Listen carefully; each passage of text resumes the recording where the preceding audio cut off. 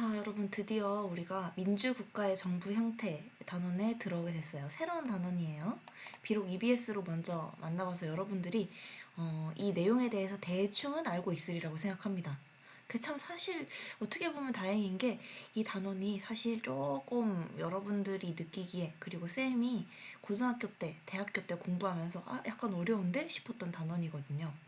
근데 또 재밌는 건 중학교 때 배우는 거랑 고등학교 때 배운 정치와 법과 정치 이런 거에서 배우는 거랑 대학교 때 이제 임용고시를 준비하면서 배우는 거랑 크게 레벨 차이가 안 나는 그런 단원이기도 해요. 그래서 사실 좀 어렵게 느껴질 수 있는 건데, 또 배우다 보면은 되게 이게 이렇게 될 수밖에 없는 이유가 있어요. 이유가 있고, 이제 하나를 외우게 되면 나머지 하나가 연쇄 반응처럼 이렇게 연결이 되는 그런 조금 흥미로운 단원이기도 해요. 그리고 쌤이 생각하기에 우리 정치랑 법이잖아요. 그래서 정치 부분에 있어서의 어떤 선거랑 더불어서 정치에 꽂히지 않나 싶기도 합니다. 이런 정부 형태의 이해. 요 민주국가의 정부 형태를 여러분들이 공부를 하다 보면 뉴스에 나오는 용어들, 여대야소, 여소야대 이런 단어들에 대해서 좀 더 잘 알게 될 거고요. 그 다음에 뭐 국회가 하는 일, 그 다음에 대통령제, 의원내각제 이런 내용에 대해서 조금 더 잘 알 수 있게 될 거예요. 그래서 조금 재밌게 할 수 있지 않을까라는 생각이 들긴 하는데, 보시다시피 글자가 굉장히 많죠. 아니야, 근데 여러분 재밌어요. 나름 재밌어요. 문제도 쌤이 어려운 문제가 있거든? 근데 어려운 문제, 엄청 어려운 문제 말고 적당히 풀만한 문제를 갖고 왔는데, 글쎄 여러분들 어떻게 느낄지도 모르겠네. 한번 시작해 보도록 할게요. 민주국가의 전형적인 정부 형태 두 가지에 대해서 합니다. 첫 번째는 의원내각제고요. 자, 여기도 나오죠? 의원내각제와 대통령제의 특징을 설명할 수 있다. 그다음에 의원내각제와 대통령제의 장단점을 비교하여 파악할 수 있다라고 나옵니다. 핵심 개념에도 의원내각제, 대통령제 이런 것들도 있는데, 이게 엄청나게 핵심 개념이라기보다는 그냥 이건 다 외워야 돼요. 여러분들이 일단 들으면서 이게 이런 이유 때문에 이런 게 나타나는구나 이해하고, 그 이해를 베이스로 해가지고 외우면 되는 단원입니다. 사실 정치와 법이 다 그렇잖아요. 근데 그래도 기본권보다는 좀 덮어놓고 외우는 부분이 좀 적어요. 이게 취향에 맞는 친구들은 되게 잘 맞는다고는 하는데, 쌤은 약간 고등학교 때 고생했었던 기억이 있네요. 어떤 식으로 할 거냐면, 일단 의원내각제와 대통령제입니다. 교과서에는 이원집정부제 또는 이원정부제라고 하는 게 나오는데, 그것까지 하면 여러분들 죽을 것 같아가지고 그거는 임의로 뺐습니다. 나중에 여러분들 수능으로 치게 될 경우에는 약간 볼 필요가 있을 것 같은데, 아니야, 여러분들 보충 수업 에바입니다. 해달라고 하지 마세요. 너무나 힘든 것. 자, 일단 할게요. 1번 위원내각제고요. 어떻게 볼 거냐면 성립 배경, 그다음에 정부 구성 방식, 그다음에 특징, 갖고 있는 특징이 뭐가 있는지, 그다음에 장단점, 요렇게 크게 요렇게 구조로 갈 거예요. 완전 메모가 이렇게 원하는 게 이상하게 돼버렸네. 굉장히 열심히 만들었는데 진짜 이거 만드는데 얼마나 걸렸는지 저장을 하고, 굉장히 오랜 시간 걸렸어요. 굉장히 공을 많이 들여서 만든 학습지랍니다. 손이 아픔에도 불구하고 아무튼 오늘 되게 잡설이긴 해. 자, 긴장해서 그래요. 첫 번째부터 볼게요. 오늘날에 많은 민주국가들이 대의제, 우리 직접민주주의보다는, 직접민주주의는 참여하는데 굉장히 오랜 시간과 공간이 필요하다고 했죠. 그래서 대의민주주의를 선택합니다. 대표를 뽑아서 하는 거. 근데 대표자가 뽑히게 돼서 대표자를 시키면 필연적으로 대표자에 의한 권력 독점이 나타나기 쉽습니다. 그래서 이를 막기 위해서, 자, 대표자 혼자 하는 게 아니라 대표자 너 권력 혼자 맘대로 휘두르지 않도록 견제와 균형 원리를 채택하게 돼요. 권력을 여기저기 쪼개고 분산시키는 거야. 그래서 권력을 입법부, 행정부, 사법부 이런 세 가지의 이제 분산해서 견제를 시킵니다. 그 중에서 유독 입법부랑 행정부가 맺는 관계에 따라서, 입법부와 행정부가 맺는 관계에 따라서 우리는 대표적인 전형적인 정부 형태를 의원내각제 그리고 대통령제로 구별을 할 수가 있어요. 그래서 보면 의원내각제 같은 경우에는 입법부, 우리 입법부 의회죠. 자, 여기 이거 먼저 볼게요. 참고하세요. 입법부, 법을 만드는 쪽이 의회고요. 우리나라에서는 특히 이 입법부 또는 의회를 국회라고 부릅니다. 이 세 가지 용어가 교과서나 다른 참고서나 아니면 정치화법 수능특강 같은 걸 보면 굉장히 혼재돼서 나올 거예요. 이거 비슷하다고 보면 되고요. 다 똑같다고 그냥 생각하세요. 그다음에 행정부요. 행정부랑 정부. 자, 앞에 행만 떨어졌죠? 행정부, 정부, 그리고 내각. 내각이 같은 말입니다. 이거 여러분 참고하세요. 그 다음에 강요랑 장관. 우리 장관 알죠? 교육부 장관, 무슨 장관 이런 식으로 얘기하잖아요. 환경부 장관. 그게 강요랑 같은 말입니다. 여러분 이거 기억 꼭 해놔야 돼요. 배우다 보면은 뭐가 뭔 소리야? 뭐가 그래서 강요가 장관이야? 뭐야? 의원이랑 강요? 이렇게 되게 헷갈리게 되는데 이거 꼭꼭꼭 기억해두고 이제 듣도록 합시다. 자, 다시 볼게요. 의원내각제, 우리 입법부, 의회에 의해서 행정부가 구성이 됩니다. 입법부가 행정부를 구성하는 거야. 그래서 얘네가 얘 뽑아주니까 밀접한 관계를 유지하며 운영되는 게 의원내각제예요. 대통령제는 자, 입법부가 행정부를 뽑아주지 않아. 대통령제에는 국민이 입법부 따로 뽑고요. 국민이 행정부 따로 뽑습니다. 그래서 얘네 둘이 밀접한 관계, 융합이나 이런 게 아니라 따로따로 분리돼서 견제와 균형의 원리에 충실하게 운영된다라는 것을 완전 기본적인 거를 기억하면서 보면 될 것 같아요. 사실 여러분들 EBS 강의 들어가지고 이렇게 자세하게 얘기해 줄 필요가 있긴 한데 그냥 나의 자기 만족이야. 자, 우리 의원내각제를 보겠습니다. 의원내각제는 교과서 48쪽을 보면 나옵니다. 의원내각제가 나오면 항상 나오는 말이 있어요. 국왕은 군림하되 통치하지 않는다. 영국이 굉장히 대표적인 예시인데요. 영국의 의원내각제에서는 우리 여러분 영국 여왕이 있는 거 알아요? 영국의 여왕님이 계시죠. 이 영국의 여왕이 있는데 그 여왕은 우리가 생각하는 우리나라 대통령이랑은 좀 다른 존재야. 굉장히 상징적인 존재, 상징적인 국가 원수로서 있을 뿐이에요. 그래서 외교를 하거나 이럴 때만 이제 조금 의미를 갖는데 실질적인 권력은 영국 총리 또는 영국 수상이 잡고 이 사람들이 행정권을 행사를 하게 됩니다. 그런 거를 이제 의원내각제, 전형적인 의원내각제라고 하는데 대표적인 나라는 영국이고요. 그래서 이런 나라에는 구조를 전체적으로 보면 국민이 있습니다. 국민이 입법부, 우리 국회죠. 입법부 또는 의회 또는 국회, 우리나라의 경우에 국회죠. 입법부나 국회를 뽑아요. 자기 손으로 뽑아요. 그래서 국회의원들이 오종오종 있죠. 이렇게 국회의원들이 이렇게 있고요. 국회의원들이 있는데 다른 색깔. 이런 식으로 국회의원을 뽑았습니다. 이 색깔은 당이에요. 자, 여기서 국회의원 하나, 둘, 셋, 넷, 다섯, 여섯, 일곱. 7명 중에 4명이 이제 요 빨간 당이 뽑혔습니다. 자, 그래서 이렇게 해서 입법부가 구성이 됐어요. 자, 입법부가 구성됐는데 자, 그럼 행정부는 어떻게 구성되는가? 국민이 뽑지 않습니다. 우리나라 같은 경우에는 국민이 행정부 이제 대통령을 뽑죠. 근데 이 나라는 아니야. 이 의원내각제에서는 이 입법부에서 다수를 차지하고 있는 과반수를 차지하고 있는 당이 있죠. 바로 이 빨간 당이죠. 이 빨간 당의 대표가 이 사람이 대표예요. 이 사람의 대표가 행정부의 수상 또는 총리가 되는 거예요. 행정부의 수상 또는 총리가 돼가지고 이 사람이 행정부의 대빵이 됩니다. 이렇게 돼서 이 사람이 그러면은 우리 당 사람들 일로 와서 장관 또는 강요합시다. 이렇게 해서 행정부를 구성하게 되는 거예요. 이 사람이 임명을 합니다. 이렇게 구성이 되는 걸 의원내각제라고 하고요. 성립 배경에 대해서 이제 좀 더 자세하게 보겠습니다. 이게 왜 생겼냐? 옛날에 우리 권리장전 명예혁명 계속 나와. 그거 생각나죠? 영국 의회랑 국왕이 막 엎치락뒤치락 대립하다가 의회가 우위를 잡게 되는 때가 옵니다. 그래서 여기 입법부, 의회가 입법부라고 그랬죠?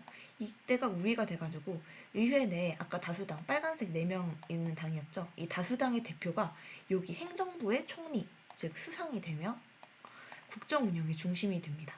그래서 이 사람이 일반적인 행정을 다 맡고 이렇게 되는 거예요. 국왕은 어디 있느냐? 국왕은 여기 어딘가에서 상징적인 존재로만 남아서 외교를 하거나 이런 귀빈을 대접하거나 이런 거에서만 이제 힘을 쓰게 됩니다. 그게 전형적인 모습이에요. 그래서 정부 구성 방식. 사실 쌤이 다 얘기한 거예요. 정부 구성 방식은 입법부 또는 의회, 여기죠. 여기는 국민의 선거를 통해서 의회 의원을 선출한다. 우리나라 같은 경우는 국회의원이죠. 선출하고요. 그래서 의회가 구성됩니다. 오종오종 모여가지고 또 그린다. 또 그린다. 이렇게 여기 국회의원들이에요. 이 사람들. 자, 근데 내각의 짱은 누구다? 총리, 수상이다. 그래서 여기에서의 짱이 있어. 짱이 일로 옵니다. 짱이 일로 와가지고 총리, 수상이 됩니다. 그래서 의회 구성 결과 의회에서 과반수를 차지하게 된 다수 당의 대표, 요 빨간 당의 대표가 행정부에 가서 총리 또는 수상이 되는 거야. 그래서 총리는 자신의 소속 정당 의원들, 그쵸? 이게 내 편이니까 소속 정당 의원들을 자, 너네들 이쪽으로 와. 그래서 몇 명 이렇게 골라가지고 내각 강요로 임명하게 됩니다. 내각의 강요 또는 내각의 장관 또는 행정부의 장관. 굉장히 다른 용어로 써도 여러분들 찰떡같이 알아들으셔야 됩니다. 그래서 이제 얘네들은 법을 만들고 얘네들은 나라 살림을 하는 사람들이잖아요. 그래서 총리와 강요들이 함께 이런 행정부 또는 내각, 똑같은 말이라 했지? 내각을 운영하며 나라 살림도 하고 정책도 만들고 의사결정도 하고 하는 방식이에요. 여러분들 이해 갔나요? 네. 그리고 여러분들 꼭 알아뒀으면 좋겠는 게 쌤은 이게 약간 민감하거든? 과반수가 이제 반수를 넘는다는 거거든? 반이 넘는 수라는 거거든? 그래서 사실 과반수 이상이라는 표현은 정확하지 않은 표현입니다. 왜 이래. 정신 차려. 과반수 이상이라는 표현 쌤이 좋아하지 않습니다. 시험지에 과반수 이상이라고 쓰지 마세요. 그러면 틀렸다고 할 거예요. 알았지? 짱나니까 이거 쓰지 마세요. 그리고요. 과반수라고만 쓰시길 바랍니다. 이 밑에 이게 조금 어려운데 자, 이거를 할까 말까. 의원내각제에 행정부 구성하는 방식이 있는데요. 이게 어떻게 되냐면 이게 사실 여러분들 문제 풀려면 알아야 되긴 하거든. 설명해 볼게요. 자, 행정부가 구성되는 방식 여기 요거 있죠. 행정부가 구성되는 방식이 크게 두 가지로 나뉘어지거든. 첫 번째로는 단독내각이 성립되는 경우고 두 번째로는 연립내각이 성립되는 경우야. 여러분들 좀 용어가 굉장히 익숙하지 않은데 잘 따라와 보세요. 단독내각은 뭐냐면 우리 방금 전에 자, 여기 하나, 둘, 셋, 넷, 네 개 있었고 하나, 둘, 두 개 있었고 여기 하나 있었죠. 이런 경우고요. 여기는 하나의 당에서 과반수의 의석이 나오는 경우예요. 자, 하나의 당에서 지금 전부 7자리인데 7분의 4가 나왔어. 과반수, 반이 넘죠. 그래서 의회 의석률에 과반수 정당이 있는 경우에는 얘 혼자서 근데 약간 힘이 있잖아요. 얘 혼자 우리 정당 하나만 있어도 충분히 힘이 있어. 그래서 단독 내각이 성립됩니다. 근데 연립 내각이 성립되는 경우는 어떤 때냐면 약간 얘네가 쫑쫑딸이 있어. 이렇게. 얘네 좀 있고 얘네도 있고 얘네 한 3개 있게 할까? 얘네도 있고 얘네도 있고 얘네도 있고 이런 식으로 있는데 자, 이거 전부 다 몇 개? 하나, 둘, 셋, 넷, 다섯, 여섯, 일곱, 여덟, 아홉. 9개인데 우리 여기서 과반수가 되는 데가 있나요? 얘가 제일 많은데 그래봤자 30%밖에 차지를 안 하죠. 자, 여기가 선이야. 여기가 선이고 자, 9개 중에 3개밖에 없잖아요. 그래서 어떤 당도 과반수를 차지하지 못해요. 그래서 이런 경우에는 어떻게 하냐면 빨간 당이 그럼 우리끼리 당끼리 한번 연합해볼까? 이래가지고 빨간 당이 노란 당에게 이제 자, 우리 같이 한번 해보자. 이런 식으로 해서 손을 내밉니다.